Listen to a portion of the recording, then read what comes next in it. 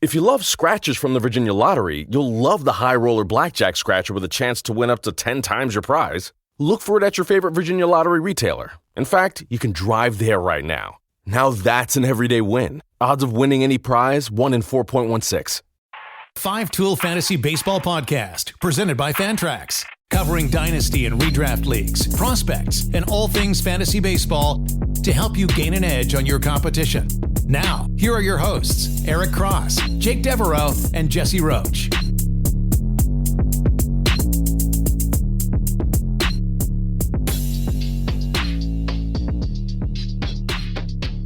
Welcome to episode 61 of the 5-Tool Fantasy Baseball Podcast. I am your host, Jake Devereaux of Over the Monster, the Dynasty Guru, and occasionally Fantrax HQ.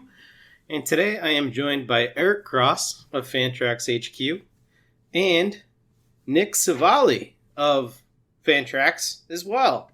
Right, Nick? Like, you're part of the squad now. Part of the team, yeah.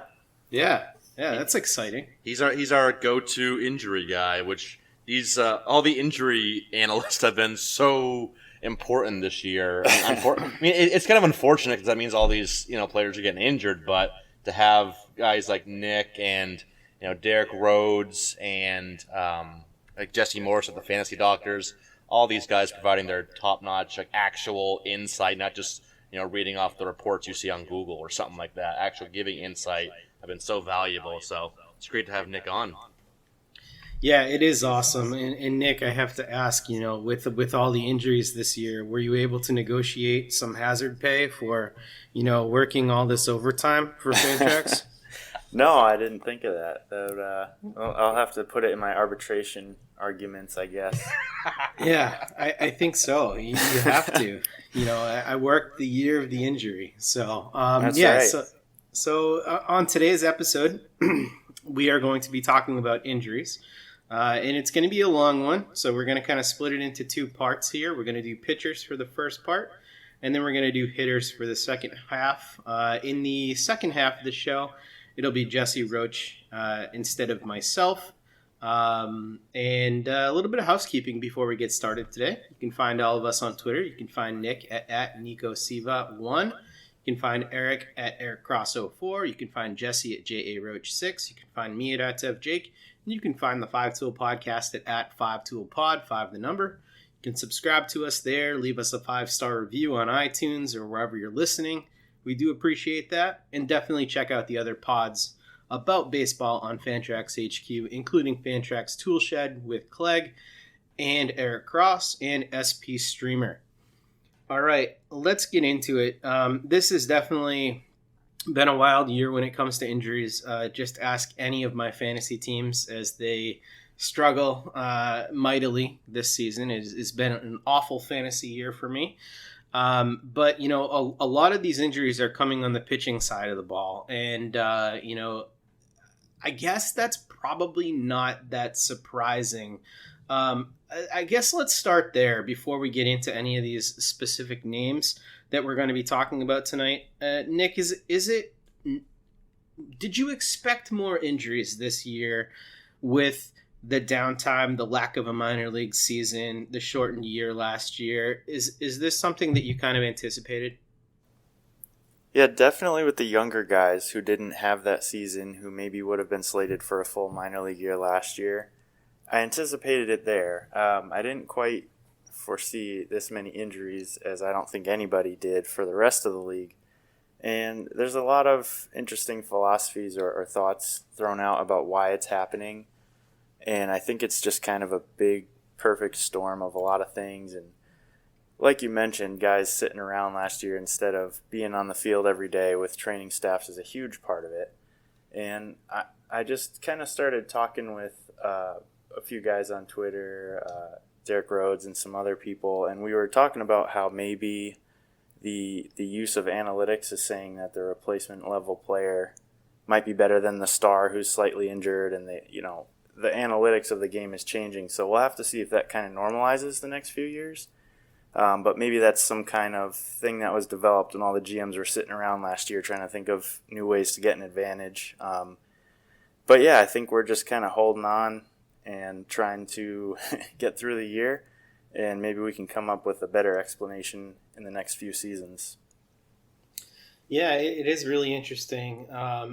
Eric, I mean, you've been covering fantasy, all year and all off season. Can you remember a year anywhere close to this in terms of the number of injuries we've had?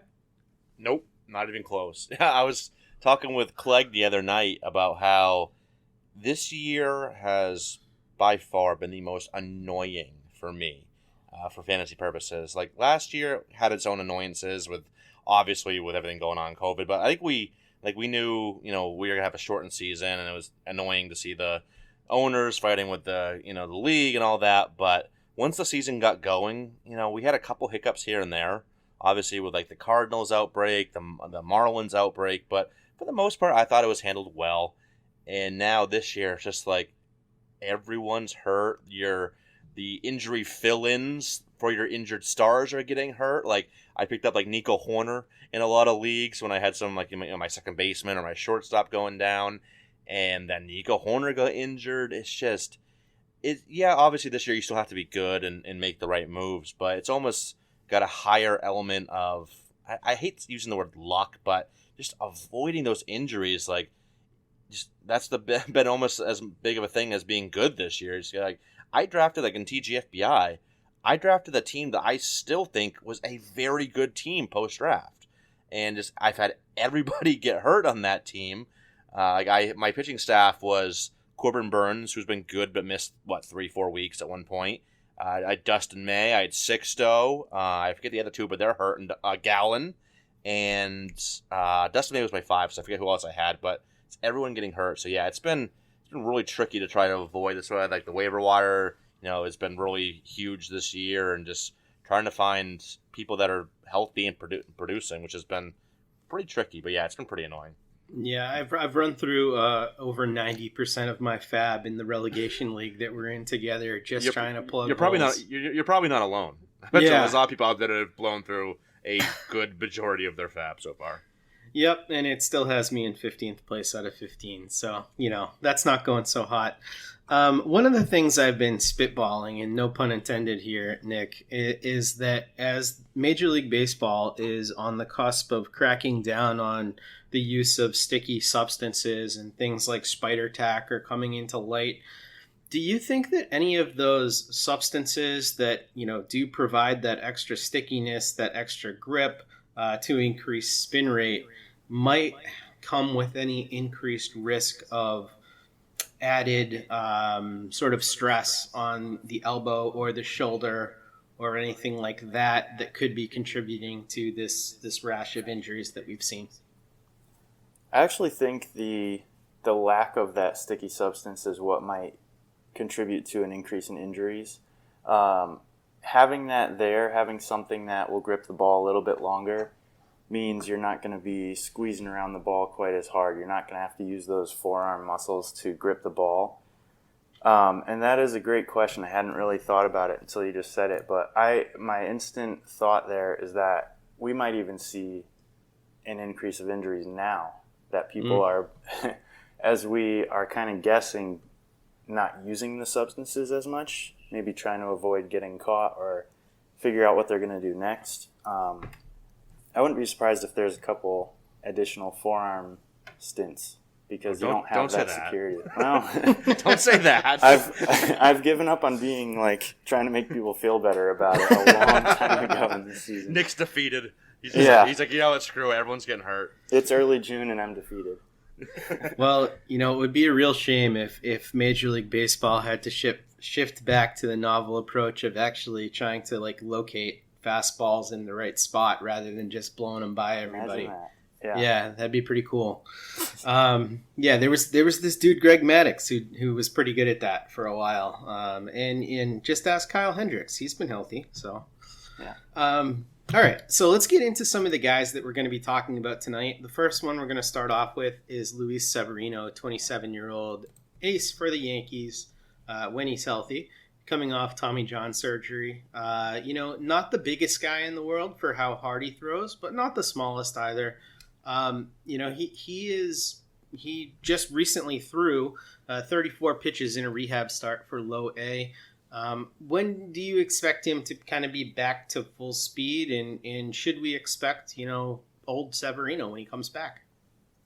Well, based on his performance in those 34 pitches, I'm definitely optimistic, and the most optimistic of the big three Tommy John guys, including Sale and Syndergaard. His fastball velo is up from his 2018 average. So is his slider velo, so is his changeup velo, and his RPMs were just about the same or even higher. So oh, wow. As far as stuff, everything is looking great, and everything coming out of that first game has been positive. And these first games back are really big for Tommy John guys because it's their first time getting that adrenaline up. Can they still manage their mechanics? Are they still going to be able to remember everything they went through in the rehab process? Or is it going to get away from them a little bit, and are they going to try to put a little extra juice on things, which we might circle back to if we talk about Syndergaard later. But I would expect him to be back right around, or if it was me, maybe a little after the All-Star break. I think that's the target right now, and I don't know why they'd try to rush him back before, unless they want to give him like a 10-day rest or something after his first start. But that's the expectation, and the Yankees need it right now. Yeah, they do. So, Eric, I mean, if you are hard up for pitching right now and Severino is sitting on the waiver wire with all the injuries we've had, I mean, how much of your fab budget are you willing to blow on a guy like that? That's a good question, because I think it depends, like we said, what do you have left in your fab budget? Just in general, I'd be okay, like just, assuming your normal, $1,000 fab, I'd be okay. I don't know, it's so hard because I don't know if I'd go more than a couple hundred, like I don't know, like over 200, 250, because I wondered is like how I assume they're gonna baby him. You just gotta think like one that are prized arms, a guy that's in their long term plans. I don't think they're gonna like push him back to being like, all right, 6+ innings every start. I think maybe we'll see some like 4-inning outings from this first month or so. And something I wanted to ask Nick here. I do think I think the strikeouts will be there. Like Nick mentioned, the stuff, it looks like it's back. I think the per inning, numbers will be good. I think the ratio should be solid. But you got to wonder, how much volume there is. And I'm wondering how high the risk of re-injury is. Because, like, he's had multiple injuries to this arm. Like his arm issue, some shoulder. So I wonder, Nick, what are your thoughts on that? Like, do you think that he's like it should be smooth sailing for the most part for him moving forward? Or do you think there's like a higher risk of re-injury just because of all the injuries on that arm already? Yeah, any previous muscle injury has the potential to lead to a future one. Generally speaking, that's just if it was not rehabbed completely or if he come back too soon. And he's a long ways out from those injuries, so it's not like a red flag for me or anything, but it's got to be on your radar. And with most Tommy John guys, I mean, their UCL, which is what surgery is made to fix, is usually, and it should be, good. And they're testing it and checking it throughout the entire process. So if we do see any injury pop up with him, I'd kind of expect it to be elsewhere. Maybe a shoulder, like you mentioned, he had previous shoulder problems. Sometimes people get neck strains when they're trying to strain a little bit more with their upper body and put a little bit more load into a different part of their throwing mechanics. So yeah, it's got to be on your radar. But if I'm someone who's in a league and he's sitting there on waivers, I'm going after him because this is as positive as a sign as you could see with that first start. And I'd love to be able to watch it with checking out his mechanics and doing a little analysis for pre-Tommy John, and even just to compare it to itself throughout the game. Is he staying consistent? Is he falling off to the side? Is it changing when it's a slider or whatever he throws? But no, you can be as optimistic as anybody at this point in time based on what he's done so far. Yeah, that's really interesting. I want to circle back around to what you just said about the neck, because one of the other Tommy John guys that you mentioned, Chris Sale, did kind of have a little bit of a neck flare-up throughout his rehab process from Tommy John surgery. So can you talk a little bit why you're more optimistic about Severino than Sale or Noah Syndergaard? Yeah, the Syndergaard reason for that is that we've already heard that he's had some inflammation in the elbow, so that he's kind of an easy last place in that race right now. For Sale, he just has a little bit funkier mechanics, and there's probably less room for error, and I think everybody can kind of see why. He throws his body around a lot more. It's a little bit more jerky.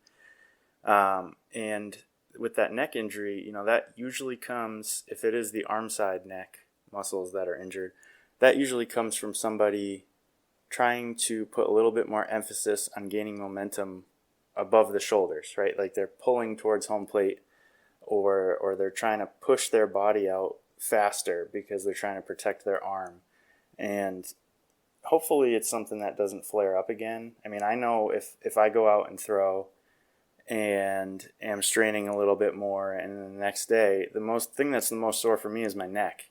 And I'm thinking, okay, yeah, I was pulling out a little bit early with my upper body, and so maybe that's all it was. He was just having a little bit of trouble with his mechanics, but unless we see it pop up again, those things could just as easily calm down and never really have any lasting effect. Yeah, and he's supposed to come back sometime in mid-August, so, another one to watch for your waiver wire as well. They've been toying with the idea of, putting him in the bullpen as well, so we'll see what ends up happening with him. All right, so let's go to Zach Gallen here and Steven Strasburg, two other guys who are dealing with injuries. Let's talk about Gallen first. He sprained his UCL. Can you talk about how that might be different than, maybe a tear of the AC or the UCL, and how fantasy owners should maybe handle that situation? Yeah, there are different ranges for strains. They grade them grade 1, 2, 3, 3 being the most severe. And for Zach Gallen, he's got that sprain in the UCL, and what we're expecting to see from him is a slow ramp up. I don't think UCL and Tommy John surgery are imminent. I don't think it's necessarily like he's doomed for the rest of the season, or it's definitely coming at some point. I put out an article recently, and it talked about how his throwing program and his ramp up was thrown off completely at the beginning of the season, and that was from that fracture of the radius bone in his forearm. So because he had that fracture, his whole throwing program is thrown off. He gets about a month of, I guess he was light throwing, but he's not keeping to his same schedule. And he seemed to come back a little bit ahead of before we expected him to. And everybody's like, oh, he's back. He's starting today. I got to put him in my lineups. But I think he just kind of came back too soon, and they might have jumped him in a little quickly, which is annoying because he's such a young asset on a team that's not really competing right now. But the conclusion of that article I wrote was that this seems to be unrelated to any mechanics change or stuff change or velocity change. And if he keeps coming out and throwing successful bullpens like he did, I think, early last week, there's no reason to think he's not back around the All-Star break as well. And this is just something that's a small blip in the radar, right? There's always the chance it gets worse, but for somebody like him who has great mechanics, knows how to pitch, he's not someone who relies on overpowering people, I think he's much less likely to see problems than somebody like, say, Lamet, who had a similar kind of sprain of the UCL, if I'm not mistaken, and then that eventually progressed into Tommy John. And we're thinking that might even be the case coming up if he keeps getting injured there again. So two different types of pitchers, and I think if I had him, I would not try to sell low. I'd keep him and hope he gets back out there around July. Now, if you're a fantasy owner monitoring Gallen, would you be looking for, maybe uncharacteristic poor command in his starts when he gets healthy to see if maybe that UCL is still causing him trouble? What kind of signs would you look for? Yeah, I definitely would be looking for that. You got to monitor closely, because if you just purely look at walks, there's a lot of different situations where guys could have 3-4 walk games, and it's really not about poor command. It's just situational. Right. If he's got a power bat up with the guy on second base and one out, yeah, he's probably going to pitch around and walk. So can't just go to the surface stats. But if you go to his pitch charts on Savant or whatever, and they're just all over the place, then I'm instantly a lot more worried, as you mentioned. So we'll just have to monitor his rehab starts, and hopefully it's something that they're not rushing him back from. Okay. Eric, you are a big supporter of Zach Gallen. I mean, with this news, how far did you have to drop him down your dynasty rankings, if at all? I mean, he did drop a little bit. I think you kind of have to, at least to some degree, with the injury. And you know, at the time when I initially did move him down a little bit, it was kind of still unknown, like, would this turn into a long-term surgery where he's out for a year and a half?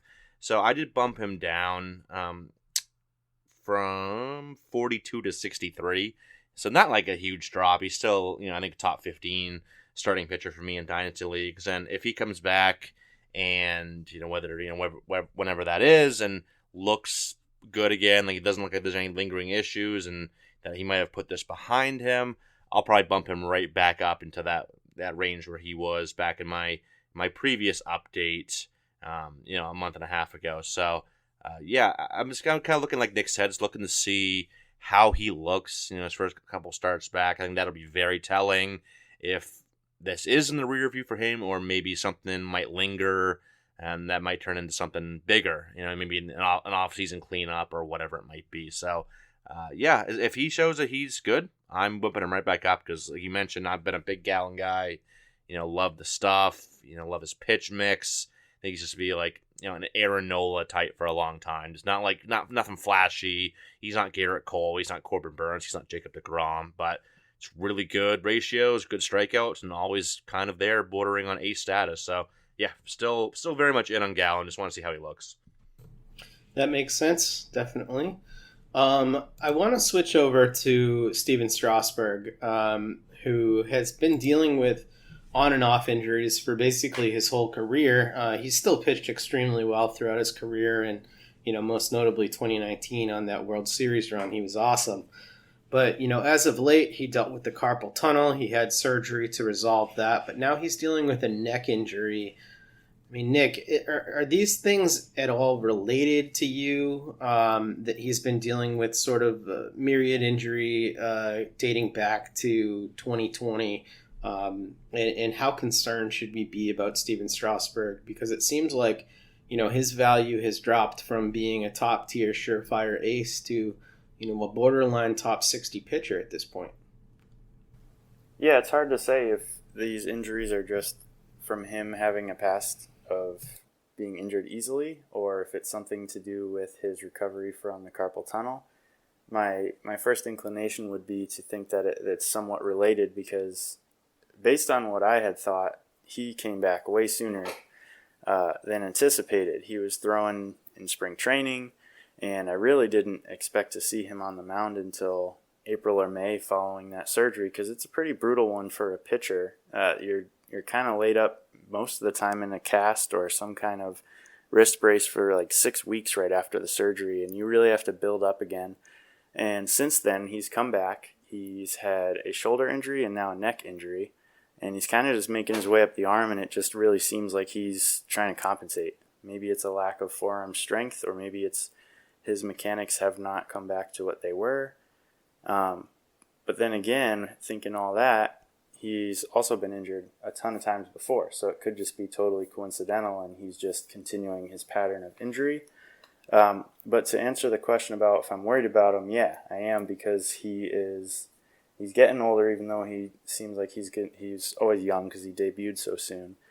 And I was telling pretty much everybody who I was buddies with, like, if you have him on a dynasty team, just trade him. Just get rid of him, because I really don't like guys coming back from carpal tunnel. I know David Price did, and he did it pretty successfully, but that's such a tricky surgery because it can go either way for someone whose job is as simple as typing on the computer or doing small stuff. So I'm concerned about him, and I think if you roster him, there's a risk for injury and having him sit on your IL for a while, but I'm not too optimistic about his long term. It just seems like he hasn't found his mechanics yet. Yeah, maybe the Nats made the wrong choice locking him up instead of Anthony Rendon. But then, Rendon's been hurt too this year for the Angels. So who knows? All right, let's move on here to another young guy, Jack Flaherty, 25 years old. Injured his oblique while hitting, of all things, which makes me shudder as a fan of American League Baseball. What are your thoughts on Jack Flaherty's injury here? Reports are he could be out as long as the break. Why is an oblique such a tough injury for a pitcher? Yeah, the oblique is the primary rotator in the upper half of your body. It's what allows hitters and pitchers to rotate and really get some good velocity from their upper half. And the hips do a lot of that too for the lower half, but there really aren't that many muscles in your torso that initiate rotation other than the obliques. And it's extremely annoying that this seems to happen to a lot of pitchers who have been hitting this year, whether it's practicing or in games or running the bases like Eliezer Hernandez. But I have no expectation of him coming back before the All-Star game. I think it's very possible that you should be planning for him to be out until August. Anything that they had reported was a severe strain, and that's usually a word they try to avoid, I've found, in most of the reports. And so that's most likely meaning there's some sort of tear going on. And that muscle is extremely painful to rehab because anytime you twist or flex your core muscles, which is more than we think, you have a chance of re-aggravating it. And you got to be really careful, and clearly he's one of their most valuable assets, probably the most valuable. And I don't roster him anywhere, but I wouldn't plan on him being back on the field until August at least. This is such a brutal injury. Eric, you were in the league that I just traded for him, and then he got hurt like a week later. That was pretty bad timing. I mean, what the hell do people do with Jack Flaherty? I assume he's everybody who owns him's ace. How do you replace a guy like that? You don't really. Yeah, I guess. Sorry to be the bearer of bad news here, but no, I'm right with you, buddy. I just acquired him in the Prospects 365 Dynasty League, and I got him. I'm rebuilding, and I started trading off some of my prospects that I had for win now pieces to start getting towards winning again.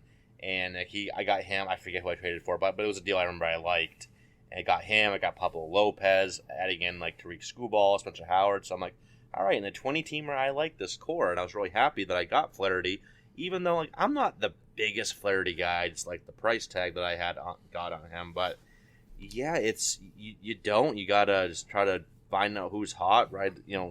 Go to your waiver wire. I'll have my next waiver wire article out on Friday, as I usually do, and just try to find out. Maybe you gotta stream a little bit. Go check out Michael Simeone stuff. He always has great streamers, so you kind of gotta patch it together because these guys you don't You can piece together. I think losing a top pitcher, it's harder to get by or replace that guy than it is to lose a top hitter, in my opinion. It's just so hard.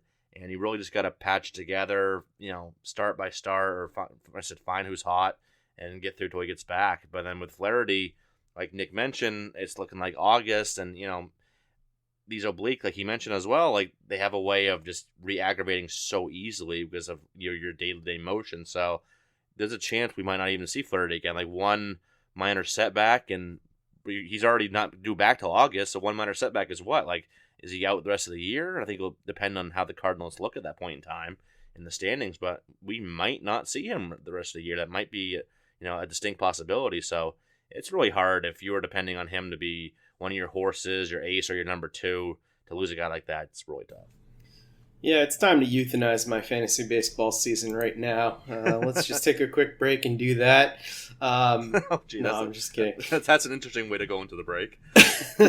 No, we do have one more guy to talk about before the break. Kenta Maeda. He has not found it whatsoever this year. This is a guy who received, second place Cy Young votes in the American League last year. Yeah. Was just about as good as it got. He hasn't had it with his command on any of his pitches this year, and he's been down with various injuries, but the one that he's down with right now is a groin strain. I mean, is there any indication to you, Nick, that his poor performance is tied to maybe battling through a groin thing for a good chunk of the time before maybe relenting to this injury? Or do you think there's a real skill shift here where people should be worried about rostering Maeda? I think it's more likely it's injury related, just that he had a pretty fairly consistent track record. I know he was never as dominant as he was last year, but he was almost always someone you could count on to give you pretty reliable ratios and close to a strikeout per inning. And as people who roster him, or maybe even if you don't know, he's had a pretty rough year. So I know one of the quotes that I think Rocco Baldelli gave was that part of it was just he's not healthy right now. And that just kind of sat with me like maybe he has been battling through some things. Maybe it's something he's referring to the last few months, and it's totally possible. Their pitching depth is not great, and they probably were relying on him, and they got to the point where they're, I think, double-digit games back now, and maybe they were just saying, okay, well, maybe it's not our year, but we better give this guy a rest because he was battling through, and we're clearly not in it right now. So I don't know, a lot of clues add up to just he was battling through something, and now they're letting him rest. So I don't know, he's a pretty good buy low option for me. It doesn't sound like the adductor, that groin muscle, doesn't sound like the adductor strain is too bad, and he should be coming back strong. So he's a pretty decent buy low target for me. Yeah, I was just thinking that. I mean, Eric, what type of an offer would be a good, non-insulting offer to give to a Kenta Maeda owner right now? Because, in the 30 Rock League, somebody offered me Ethan Small for Maeda, and I thought it was just a little too low for a guy who received Cy Young votes last year. I know exactly who you're talking about because I literally just got a offer today in that league that involved Ethan Small. It's kind of funny you mentioned him. But yeah, that's hard because with how bad he was, and I do think, I agree with Nick. I do think that the injury at least played somewhat into it. Maybe not entirely, but definitely somewhat. I bumped him down just outside my top 200 just because I don't know how much of that was injury related, and plus, it's not like he's 25. I think he's pushing 34 at this point, which isn't like really old, but still, he's getting into his mid 30s now. So you got to wonder, how durable he's going to be moving forward here into the twilight of his career. It's kind of all those things maybe bump him down. It was probably about 100 spots or so. So if someone came up and offered you, not Ethan Small, but a back end top 100 prospect, someone like Heriberto Hernandez or Josh Jung, someone like that. I think that would be not insulting. That'd at least make me think, or maybe a top 150 or 200 player, major league player, I think would be fine, because I do think there's some worry that 2020 was just the best we'll see of him, and that's kind of behind him now. But I've never been a big Maeda guy in general, even though he's been pretty solid, as Nick mentioned. But yeah, I think top 100 prospect will be fine. I'm a huge Maeda guy, so I don't even know if I would go for that. It just makes me feel a little dirty. I can't separate myself from my Maeda shares. All right, well, hold on. Let me. Let's say you were not contending this year. I'm pulling up my prospect rankings now. Okay. Let me go a little higher. Let's say someone offered you Nolan Gorman. I'd think about it, but I'd pass. All right, let me go up a little higher. Nick Lodolo. Nope. A little higher. Francisco Alvarez. Yep. You take that? Yeah. All right, so Alvarez is in my current rankings 42. So you're probably in that top 50 or so, right? Yeah. Which is fine. You said you're higher on Maeda than I am, so that's fair. But yeah, I think that's fair. I think of Alvarez for Maeda, contender to rebuild or trade would be fine. Yeah, okay. Gives the listeners a way to gauge that value right now. Now we are going to take that break, though. And when we come back on the other side, we're going to discuss a few more pitchers before we go on and get out of here. Rocket Pro Insight makes it easy for real estate agents to help clients strengthen their offers with a verified approval, giving you the power to adjust the approval letter amount. Sign up today at rocketpro.com/real estate. Call for terms and details. Equal housing lender. License in 50 states. NMLS number 33. Verified approval only valid on certain 30-year purchase transactions. All right, welcome back from the break. One of my favorite pitchers coming into this year was Lance McCullers Jr., who, when he did pitch this year, he has looked really good. He's got a 2.96 ERA on the season, but he's now dealing with a shoulder injury. Nick, I've never really heard of a minor shoulder injury, but it seems like, the fact that he's already rehabbing at AAA right now, that this is potentially a minor shoulder injury. So what type of shoulder injury would not be worrisome? Because I think we're always trained in sort of the baseball analysis world to be very afraid of shoulder injuries. So what's going on here with McCullers?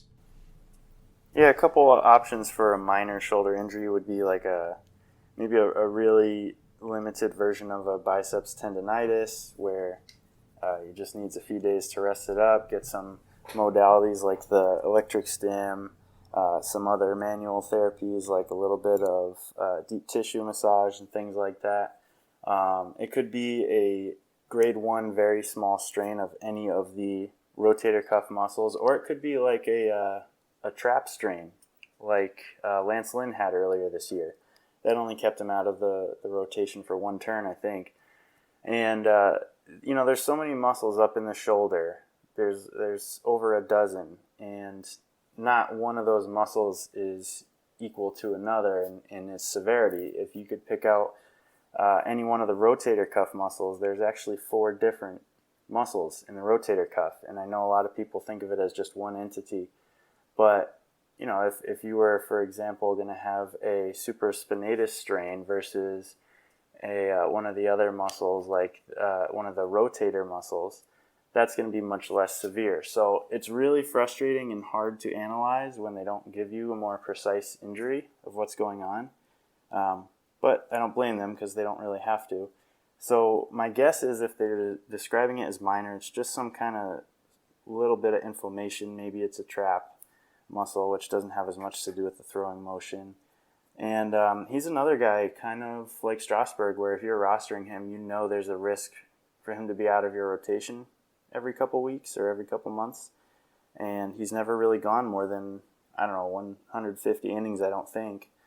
So he's a guy I'm not really too concerned about with this particular injury, but I'm not high on him necessarily because of his seemingly, bi-monthly trip to the IL for whatever it is.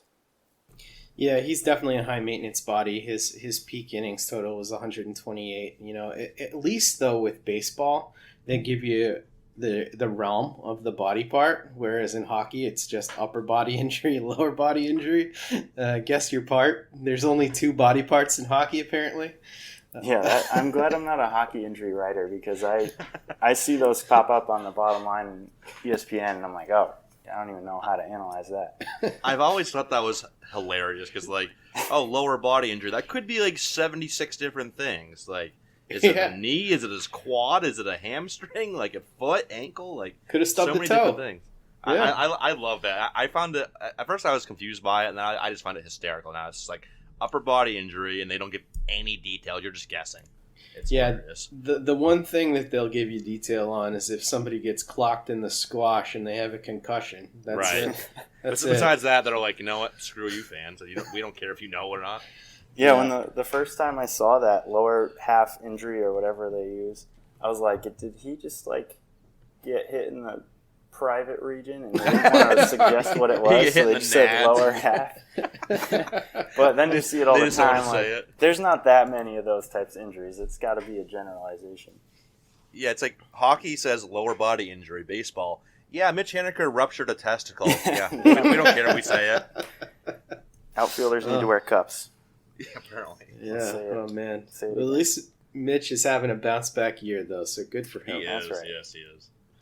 All right, so the next guy we need to talk about here is Sixto Sanchez, and this is This is a tough one because we've gotten some on and off news about Sixto and his shoulder injury, and apparently there was a little bit of a setback here. But we had Baseball America's Top 100 come out yesterday or 2 days ago at this point, and he was still ranked in the top 20 prospects there. So I think his owners are having a rough time figuring out how to gauge his value. But it seems like people are still relatively high on him.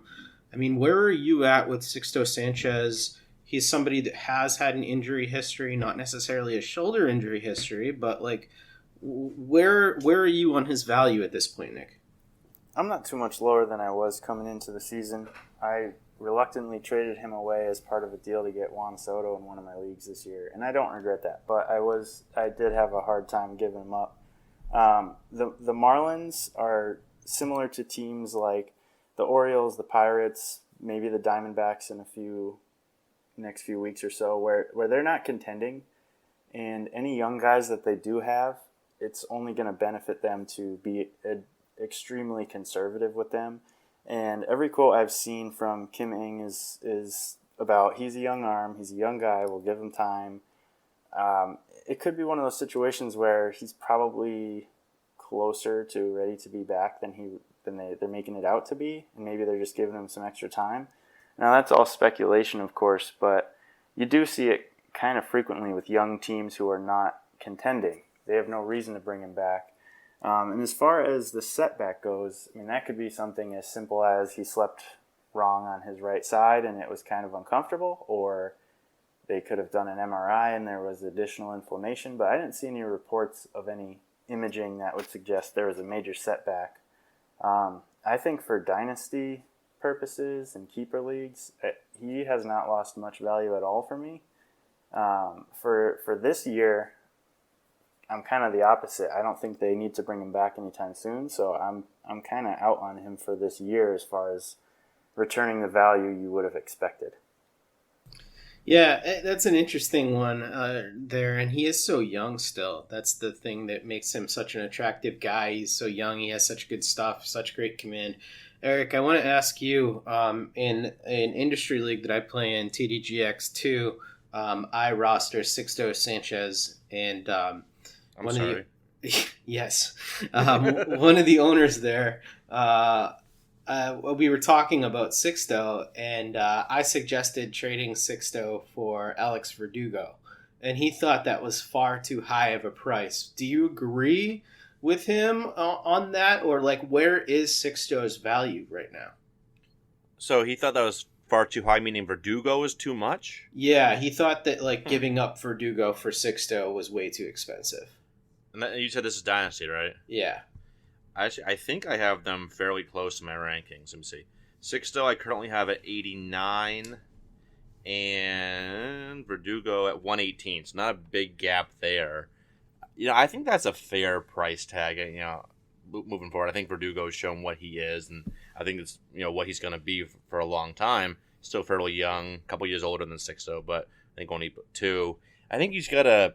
Yeah, it's just really tough with Sixto because you just don't know when he's going to be back. And I heard when we heard that latest, minor setback, was it last week or so? I remember I tweeted out, it wouldn't surprise me if we didn't see him for the rest of the season. Another minor setback, and they just don't want to, they're all right, we're just going to shut you down. I wonder if that's a possibility just because he's so young and they want, Miami is not going to be contending for a World Series this year. So, maybe they're like, all right, let's just make sure he's right for the long haul and, just throw 2021 out the window at this point.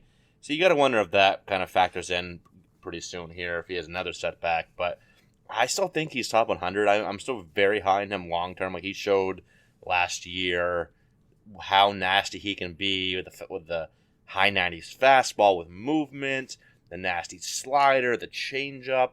I think the K rate will tick up eventually. So I'm still very much in on Sixto long term. I'm not really worried. I mean, obviously, I'm a little worried because shoulder injuries, they're always worrisome, at least to some degree. But I still think he's top 100. So in that Verdugo range, another more guys I have in that range like Vidal Brujan for a prospect, Carlos Correa, Max Fried, Lance Lynn, Matt Chapman, guys like that are all at 100, give or take. Gleyber Torres, maybe.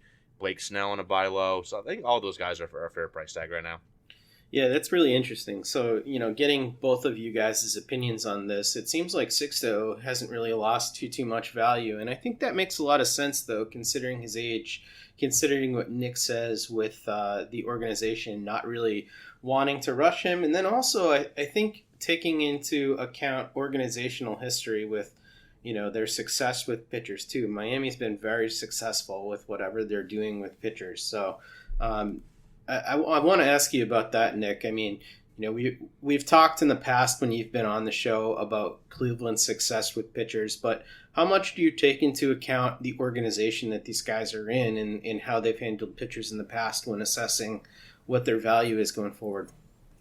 Yeah, it's got to come into play. As far as the injury angle of it, it's hard to carry over from one to the next, but if you go back and see how many IL stints teams have and the variance. I know Cleveland has been an example of a team that hasn't had many IL stints. They've had a lot of good control pitchers come up, and you got to think that might be some sort of correlation there.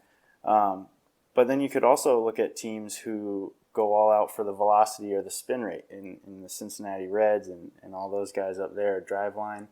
And I'm not saying that they don't do all their due diligence to keep people out of the training room and stuff. But if I'm looking at a young pitcher and I see someone who is a hurler who depends on spin rate and getting the most out of their body and throwing what seems like 100% effort every time, I'm going to be a little bit more skeptical about the team that seems to be going after that versus the team that is looking at control. Maybe they're putting 80% effort into each throw and they're really looking at mechanics.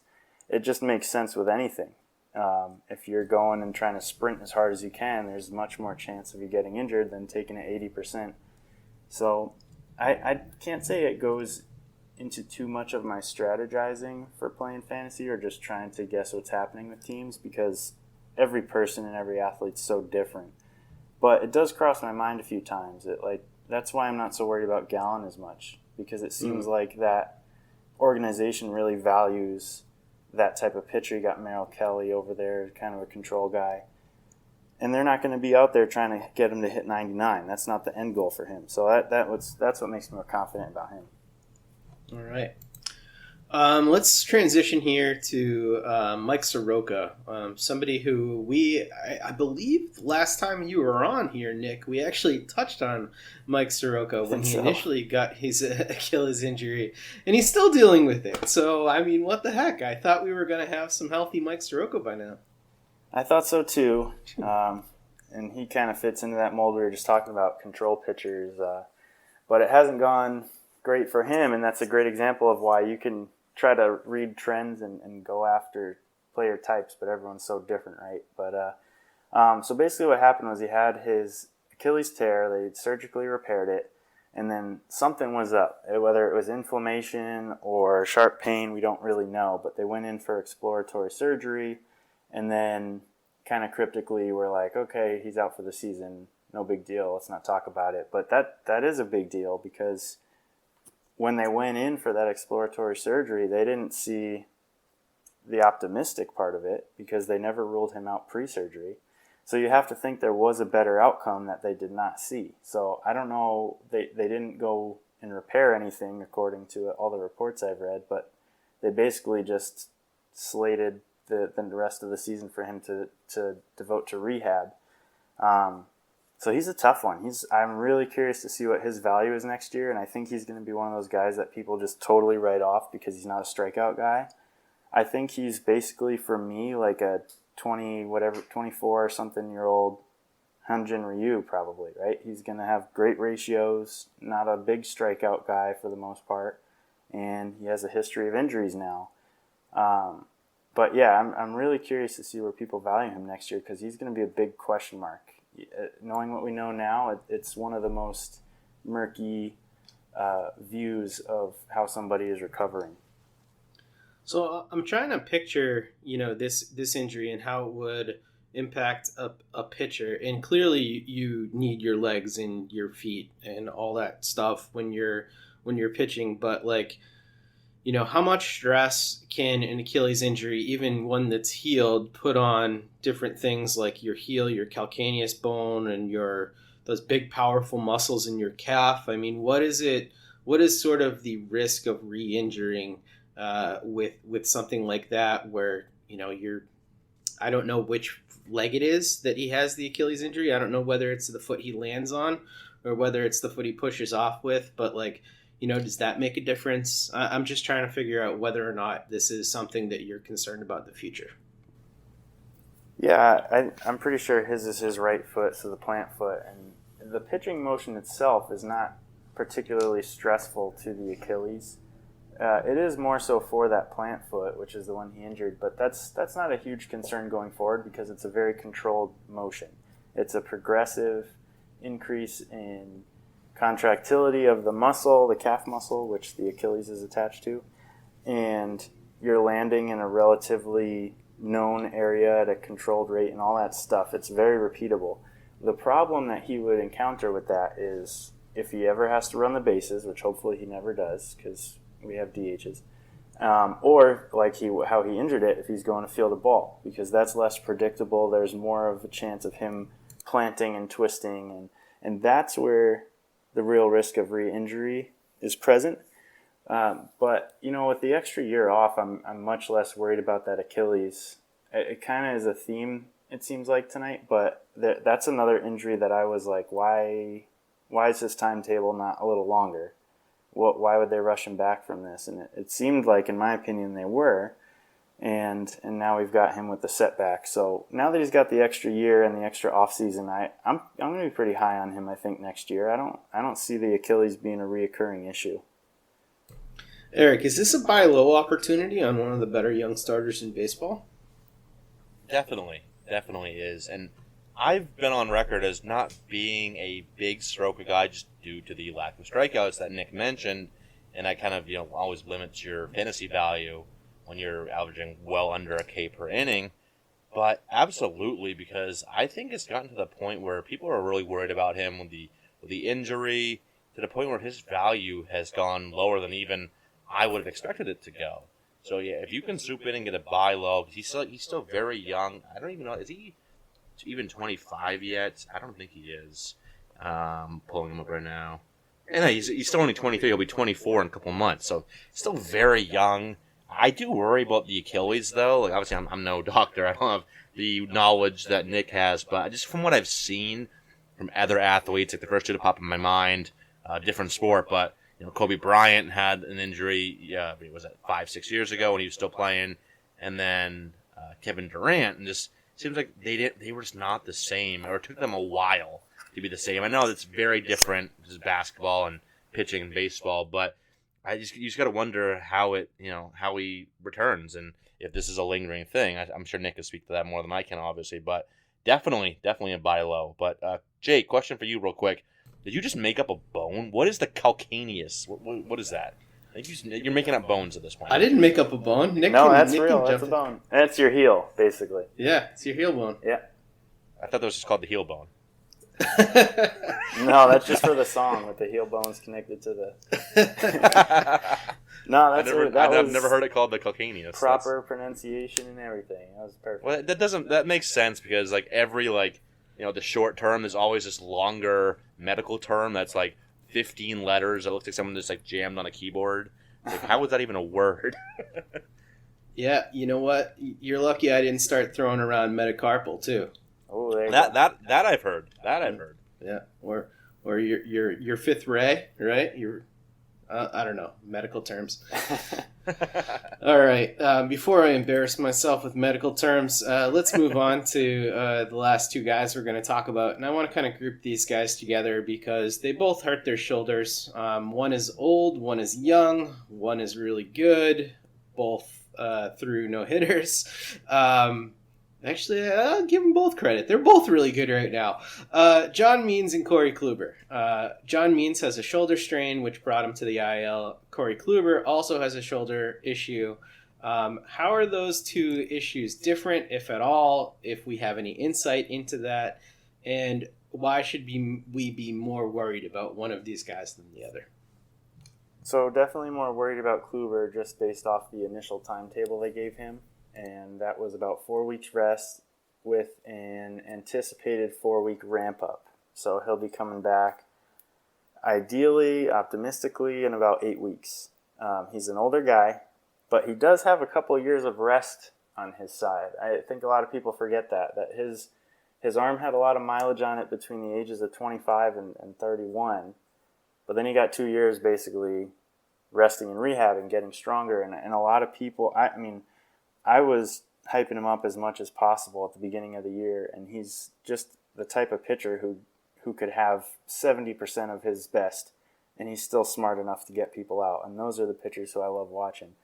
So it's really unfortunate. I think it's just simply they let him go too long, which maybe he would trade that in for a no-hitter. I think most people would trade an IL stint for a no-hitter in their career, so hopefully he's feeling good about it. But as far as John Means goes, one of the team officials, manager or something, had been quoted saying that it's a very, very similar injury to what he had in 2019, which is a good sign because he only missed 2 or 3 starts, and it just sounds like some mild inflammation. But what I will say about John Means is I was watching that game because my brother was pitching up against him, and it was, from a first-hand source, extremely hot and extremely humid and just unbearable that day in Baltimore. And so you have to imagine that maybe he's just a little dehydrated, Means is, and he has a muscle strain or a cramp that leads to something. And I'm like a 0.5 out of 10 worried about Means. And I have looked a lot into each of these guys because I think other than Aaron, they're probably the 2 most rostered guys I have in all my teams. I really like both these guys. So more worried about Kluber, although it looks like he is optimistically coming back in around August, I guess. And then Means should probably just miss 2, maybe 3 starts. Corey Kluber, though, with the injury history that he has over the last 2 years, I think seeing him get hurt this time had a lot of fantasy owners running for the hills. Can you talk those owners down from the ledge on Kluber? Should people cut bait with him? What should they do at this point? No, I'm gonna go with they should hold if they can. I know that's a very hard thing to do if you don't have unlimited IL slots right now, but I made a trade with Eric for him 1 month ago or something. We had a 2-for-2 trade, I think, and that was the main piece I wanted back. But he has a history of injuries, but one of them was just getting drilled with a comebacker and he broke his forearm. The other one was a strain that is, it's worrisome in the long run because you don't want to see shoulder muscle strains, but it was a 2-month season and he missed those 2 months, so it's season ending and people get a view of that like, oh, he missed an entire season. But I don't know, maybe he would have been back in June if it was a regular year. So it has a much scarier look to it. And this is like, if you're someone who is contending in the next few years and you just need pitching depth, like for me, it's a buy low for sure for all those factors. If it's for this year alone, it's kind of hard to convince people of that because there's so much good pitching out there this year, and IL spots are at a premium, as we all know. But for the long-term outlook, he's, I think, 35 or 6, but rested the last 2 years. You see what that did for Buster Posey. And he's a smart pitcher, and he already showed everybody what he could do when he's healthy, and he's going to get healthy again. So I'm still in on him. Now, do you think that Kluber has done enough in what he's showcased so far that, even if he doesn't pitch significant innings for the rest of this year, has he earned a multi-year contract from some team? Well, I think that is a long answer that has a lot to do with what the CBA brings us. Yeah, that's true. And that's not really a yes or no. If I was a GM, I would bring him on just purely for his mentorship. If I was Miami Marlins with all that young talent, like, holy cow, he's probably the best person you could ever have in the same room. I don't know how talkative of a guy he is, but he knows anything you need to know.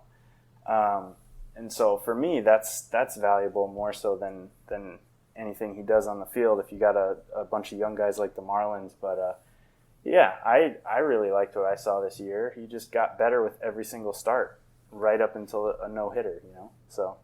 And he even smiled during He did that smile. no-hitter. I think that is about how many no-hitters he has, as many smiles as he has. But there's photos of him smiling all over the place in Cleveland. But yeah, any accounts I've heard of him have just been what a great guy he is. So he's just like who you want around your team. So I'd sign him. All right, Eric. I gotta ask you before we wrap this pod up. Give us where you are right now in Dynasty Leagues on both John Means and Corey Kluber. John Means is one of those guys that's definitely shot up my rankings and somebody who, went in the top 40 pitchers in the Dynasty mock that we're doing right now. So, where are these guys for you at this point? Yeah, Means has moved up my rankings a lot too. Like, how can he not with how he's performed? But at the same time, I forget where I was. I think this might have been over on Toolshed. I think he's a sell high because you look at a lot of the metrics this year, they're actually worse than last year. Like his XBA is higher, X-Slug is higher, xERA is 2/3 of a run higher, even though his actual ERA has basically been cut in half from 4.53 to 2.28. Barrel rate's up 2.7%, sweet spot rate's up 14.6%. The list goes on and on. So I'm not saying he's going to fall back off a cliff and be a 4.53 ERA guy again, because I think his xERA that year was 3.02. So yeah, I think he was a little unlucky last year. So I think there's like a middle ground here between what we saw from him in 2020 and what we're seeing in 2021, where maybe he's a low to mid threes ERA guy with a K rate at around 25%, which is where he's at this year, 25.7. I think that's legit, that K rate. So I would sell high because I think he's being valued, as a SP2 for fantasy purposes, and I just don't think he's going to be that guy. I think he's more like SP3, like top 50, top 60 type of guy. I love having him as an SP3, but I think the price tag is higher than that right now. So if you can get a good return just because of what he's shown this year, I think I would. And this has nothing to do with the injury, like Nick mentioned. I'm not worried at all about Means, but just from a pure performance standpoint, I think he's been overperforming a bit. So if you can sell high on him, I would. Kluber at this point, I think Nick said it well.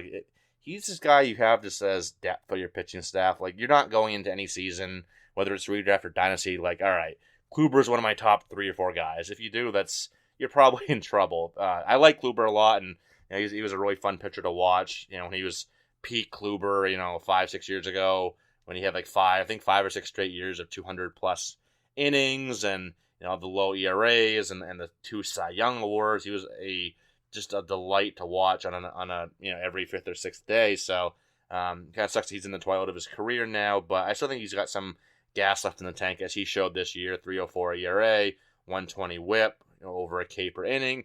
Still think there's something there, but I think he's just more like your 6th, 7th, 8th guy, just someone that you can probably rely on, assuming he can stay healthy here moving forward.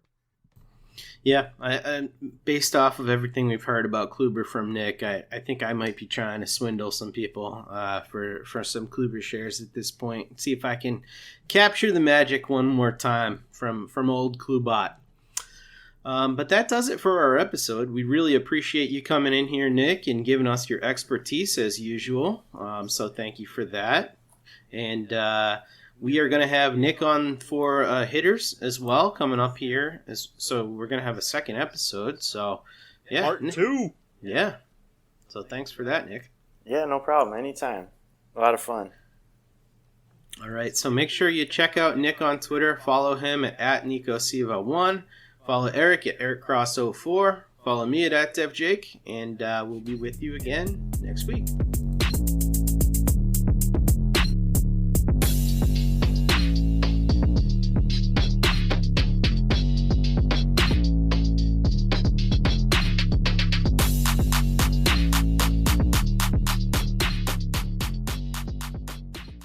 If you love scratchers from the Virginia Lottery, you'll love the High Roller Blackjack Scratcher with a chance to win up to 10 times your prize. Look for it at your favorite Virginia Lottery retailer. In fact, you can drive there right now. Now that's an everyday win. Odds of winning any prize, 1 in 4.16. Winning comes in all shapes and sizes. It's different for everyone. One thing is certain, every day there's an opportunity for a win. Just like scratchers from the Virginia Lottery. Everyday grab and go, everyday giftable, everyday fun. It's where anticipation meets instant gratification. Like the new Virginia Lottery Scratcher High Roller Blackjack, with a chance to win up to 10 times your prize. Now, that's an everyday win. Drive to a retailer near you. Odds of winning any prize, 1 in 4.16. Winning comes in all shapes and sizes. It's different for everyone. One thing is certain, every day there's an opportunity for a win. Just like scratchers from the Virginia Lottery. Everyday grab and go, everyday giftable, everyday fun. It's where anticipation meets instant gratification. Like the new Virginia Lottery Scratcher High Roller Blackjack, with a chance to win up to 10 times your prize. Now, that's an everyday win. Drive to a retailer near you. Odds of winning any prize, 1 in 4.16. If you love scratchers from the Virginia Lottery, you'll love the High Roller Blackjack Scratcher with a chance to win up to 10 times your prize. Look for it at your favorite Virginia Lottery retailer. In fact, you can drive there right now.